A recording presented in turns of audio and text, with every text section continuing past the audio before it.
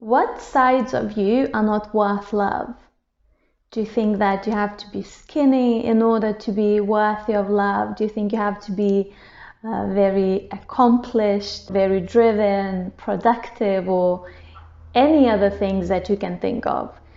I think it could be a great idea even to maybe take a couple of moments and to write down in your diary whatever comes to you when you think about it. And I can guarantee if you just do this one thing from this video, like, you'll be good. Reflection is one of the best things that you can do, and you already have the answers in you.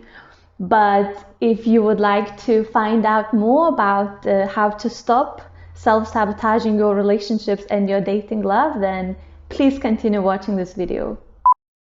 Hi, it's Ieva here. Welcome to my channel, all things dating and relationships.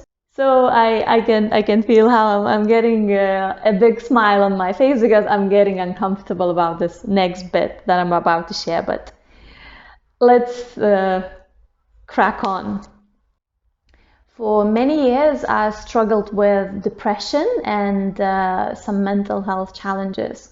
And in my book, Why Am I Still Single? For Women, The Truth I Wish My Mom Told Me About Men, I did mention in one of the chapters how a few years ago the stay at the mental hospital was probably one of the best things that could have happened because I learned so many things.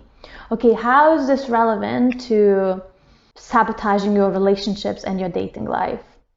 Stick with me.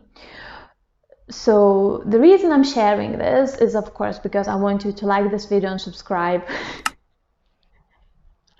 It's not that, but I mean, I do want you to like this video and subscribe. I guess I want you to understand that you are not alone if you are in that situation. But also I'm sharing this because I thought that there's part of me that I do have the tendency to get depressed, and I have these challenges that I have to hide them because this is not the part of me that's worthy of love. So once again, I want to come back to that question and ask you, which sides of you, what parts of you do you think are not worthy of love? Just take a moment and think about it, because I'm pretty sure that there are some of those things. And I think those parts of you that I think are not worthy of love are sabotaging your relationships and are not helping you to attract the relationship that you truly want to attract, or maybe maintain the relationship, because it could be that you meet someone and things are going quite well, but you just then end up ending that relationship because once that person gets too close and they see the real you and they peel those layers of the onion, then you're just like, no, I have to do a runner. I'm only saying this from my own experience. I mean, if that makes any sense whatsoever, then like this video. I think one of the best things that you can do is, as early on into the relationship, to kindly nudge this person that you are seeing that you do have those tendencies, and this is something that comes together with a package, because not only you are being truthful and you not hiding yourself, but you are also embracing those sides of yourself.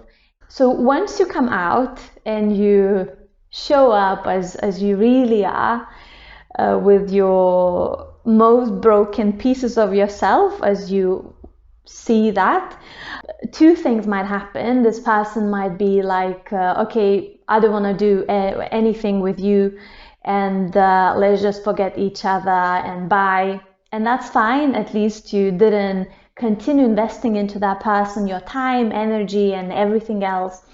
But then on the other hand, another thing that might happen is that this person might say, you know what, you have this and I have this, and I'm really glad that you told me about that, about your struggles, because now I can be more open and what I'm experiencing.